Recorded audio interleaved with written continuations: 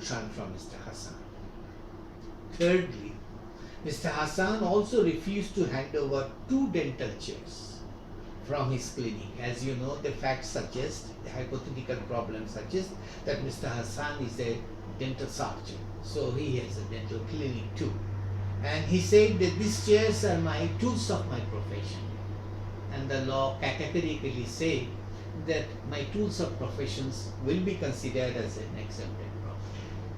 So you have no right to take it. So his argument to the receiver is that you have no right to take it.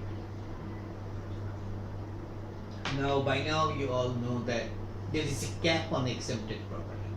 There are 3 types of exempted property: my tools of my business, my personal belongings, clothings, and third, my residence. But then again, in item number 1 and 2, there are 2 cap. There is a cap of taka 3 lakhs taka. And so naturally, if it is a dental chairs and he refused to surrender both of the 2 chairs, it's very likely the receiver may say that dental chairs are costly. Even they are second hand, a chair may cost 1 lakh or 1,50,000 taka. So he may suggest the debtor that if you want to keep, you can keep 1 chair, but 2 chairs is too difficult for you, because 2 chairs may cost more than 2 lakhs taka. Then you don't have enough fund to maintain your family accessories, your clothing and other things, the personal computer, cameras and other things that you have. So naturally, receiver may ask for surrendering of 1 dental chair, because the cap of 3 lakhs taka will be a bar for him. So this is how you need to address a particular case on the basis that I have already discussed in your class about the model answer format. I again reminds you that it takes more time to answer a applied question than theory. I did told you that all of my questions, be it midterm or final, will be a combination of theory and apply. For the theory question, I am not afraid, because you have been answering theory questions for last 13, 14 years. But about the applied questions, it's important, because you spend a lot of time in reading the facts of the case, and then you have to construe the facts, assimilate the facts, and then come up with the answer. And often I found that my students spend a lot of time, but they really don't understand how to face such a question, how to write the answer for a applied question. So that's why I discussed the format for you in the classroom about the model answer format, and I hope that you will follow that. Spend some time to construe the problem by reading the facts, then figure out what will be the question of law involved, write down the question of law precisely, and then come to your argument and a short conclusion. Never introduce anything new in the conclusion, which may allow the teacher to think that the student is still not aware of the total law.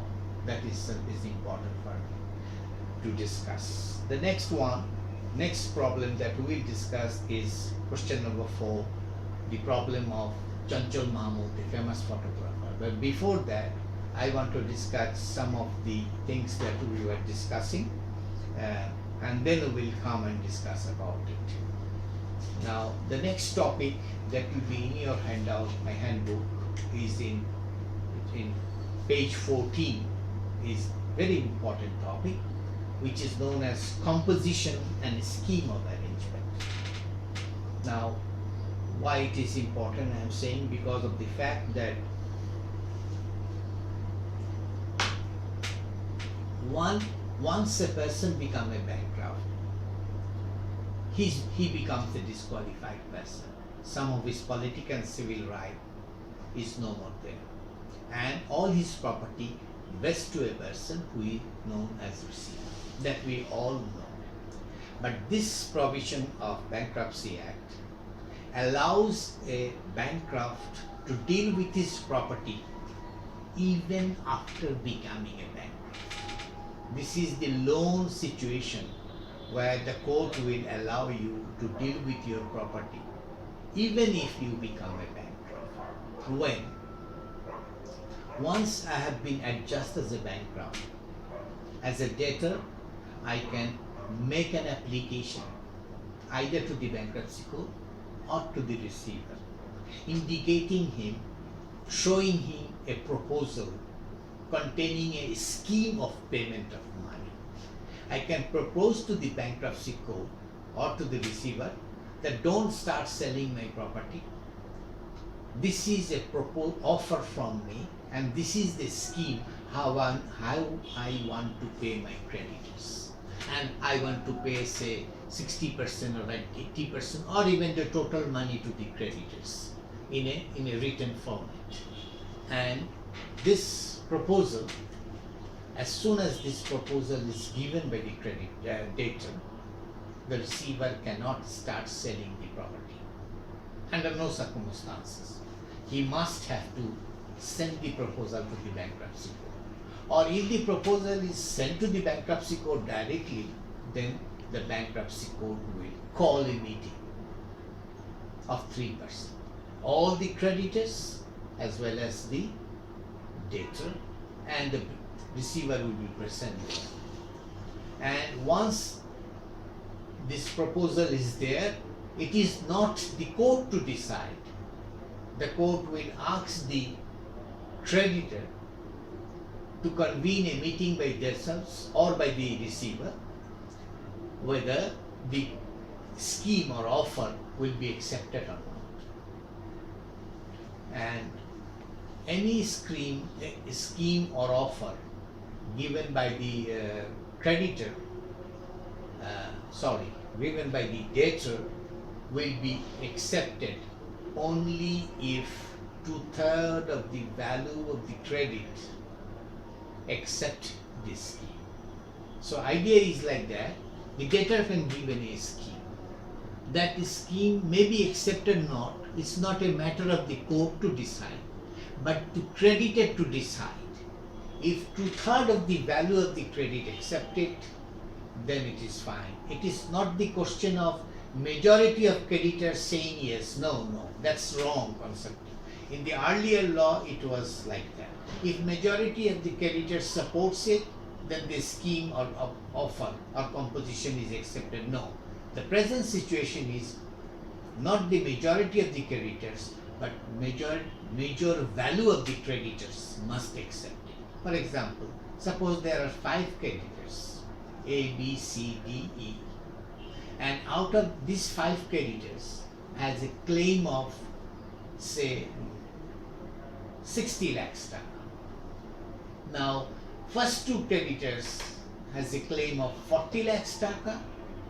The rest of the 4 creditors have a claim of 20 lakhs taka. Now, if the first 2 creditors say okay, doesn't matter, the 4 creditors say no, it will be accepted because their value of credit is more than the value of the other 4 creditors.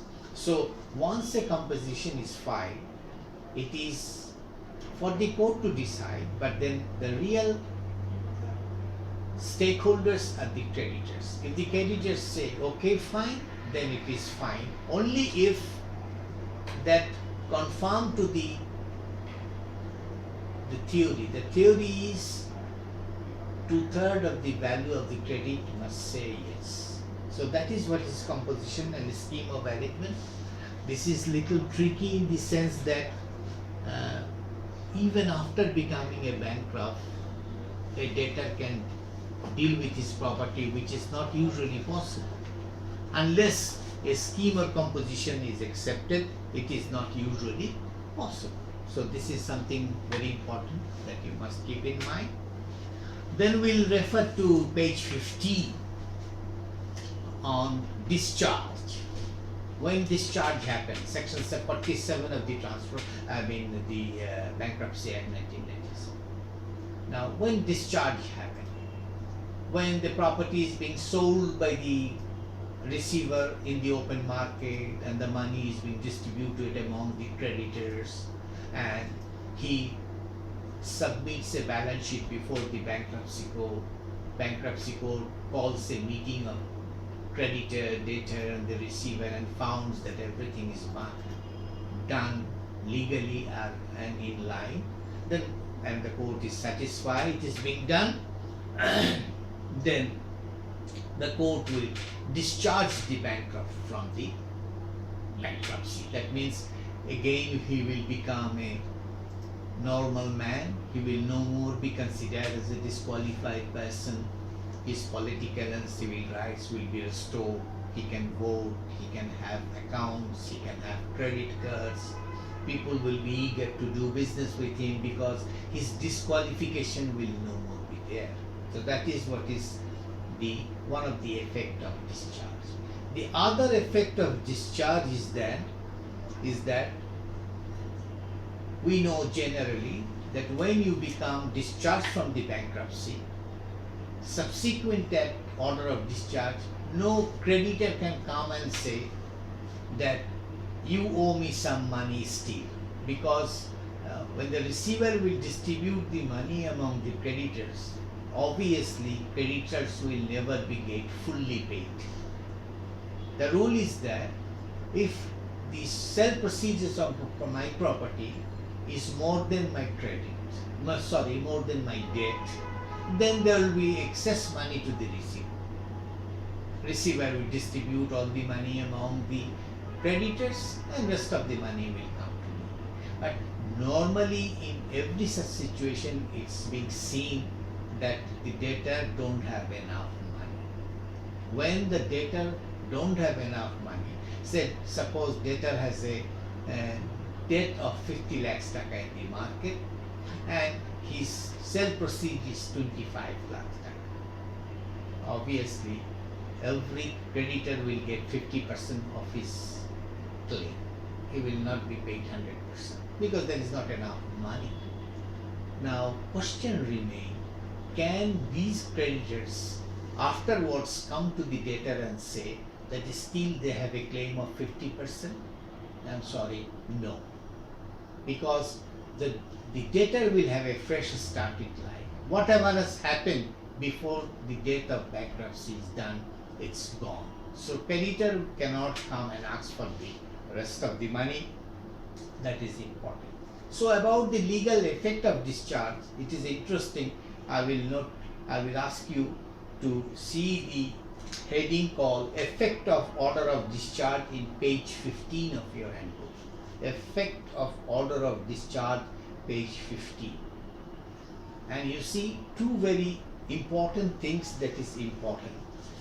Any claim of the government of Bangladesh, you will have to pay. The debtor cannot say that I was a bankrupt, so there is no claim. I mean, government dues means taxes, VATs, public utility charges like DESA, water, WASA and all those, their charges I have to pay. So any dues on the head of the government of Bangladesh will never be. Whenever I will have money, I will have to pay that. And second is that, which is important, that if there is a claim against me due to fraud or fraudulent breach of contract done by me with somebody, my partners or others, then if that fraud or fraudulent breach of trust can be established, that amount I will have to pay. Last but very important and interesting is that my maintenance as a man for my wife and the family, I will have to pay. I cannot say that I was bankrupt for last 4 months, so I will not going to give my maintenance to my wife for this 4 months. That is something. So government dues of the wife, maintenance dues under the Criminal Procedure Code, section 488, I will have to give. No remedy, you will have to pay. Even you become a bankrupt, even you argue that I would like to have a fresh start, you have to pay. So that is something which is interesting and important for me to make you understand. Let us now refer to another hypothetical questions that I told you, that is question number 4 of my handout. roster of cases, question number 4, under the appendix question bank. Question number 4, please go through it and go along with me. In this case, it is a case of one of a very renowned commercial photographer, Mr. Chanchal Mahmud, who has a modern studio at Dhanmandi. He was adjudicated by a bankruptcy court as a bankrupt, and accordingly receiver was appointed to deal with his property. So a commercial photographer became a bankrupt, and a receiver was entrusted to deal with the property and do whatever is necessary. Now, thus while vesting of the property to the receiver, many things happen. Number 1, Mr. Manna refused to surrender a flat in Gulshan, which was purchased by him on good faith for valuable consideration from Mr. Mahmood, a bankrupt, before Mr. Mahmood was adjust or became a bankrupt. So, Manna refused to surrender the Gulshan flat of Mr. Mahmood, which he bought it before Mahmood was adjust as a bankrupt. So Manna's argument is that he bought it from Chanchal Mahmood, but he bought it before he became a bankrupt. So why he will give it? I suppose you remember that the effect of bankruptcy relates back from the date of application, not the date of becoming a bankrupt. So although Manna bought it after Chanchal Mahmood became a bankrupt, but then again he bought it in a particular date when already an application against Mr. Chanchal Mahmood was pending before the bankruptcy court. So here receiver has a right to ask for the flat. Next, Mr. Mahmood refused to hand over an expensive movie camera. As you know that he was a commercial photographer, naturally he has costly cameras, from his studio, saying that it is his tool of profession, and as such receiver has no right to take it. He say, look, I am a professional cameraman, so camera is my tools of my business. Why you want to take it? Yes, it costs 2 lakhs taka, but you cannot take it. It's my tools of the business. Now question is that receiver can always argue, what is the extent of exempted property? It is 3 lakhs taka. So if it is within 3 lakhs taka, yes, Chanchal Mahmood can say that I want to keep the camera. Then in that case, what will happen? The cap of 3 lakhs taka will provide him, Mr. Chanchal Mahmood, only with 1 lakh taka, within which he must have all the clothing, household items and other things. He will have to be within it. He cannot go beyond that. So here, if Chanchal Mahmood likes, he can have it. Second, B, after order of adjudication, 2 things happen. Mahmood refused to pay his area income tax that remained due for last 5 years. Can he do that? Possibly no, because this is a government demand. Any government demand he will have to satisfy. Whenever he will have enough money, government will realize his arrears claims. Next come, he also refused an amount of 40,000 taka that remained due on account of maintenance of his wife. He also cannot do that, because under the law, doesn't matter whether somebody is a bankrupt or not, his maintenance towards the wife and family is a must, and he must go. Now that he has enough money and he is being discharged from bankruptcy, he will have to pay this money. So this is the problem that is there. I need to discuss with you so that you can appreciate the possibility and the how the law takes place, especially when the receiver wants to deal with the property. There are other problems also in the roster of cases which you need to solve. The idea being that to give you a lot of hypothetical problem before you, so that you can try yourself, because I understand there is no reason of learning unless you can apply the law in a given situation. It is important not only that you know the law, but it is important that you apply the law in a given situation and appreciate that the law that you are learning has some bearing in your day-to-day life, and that is a must.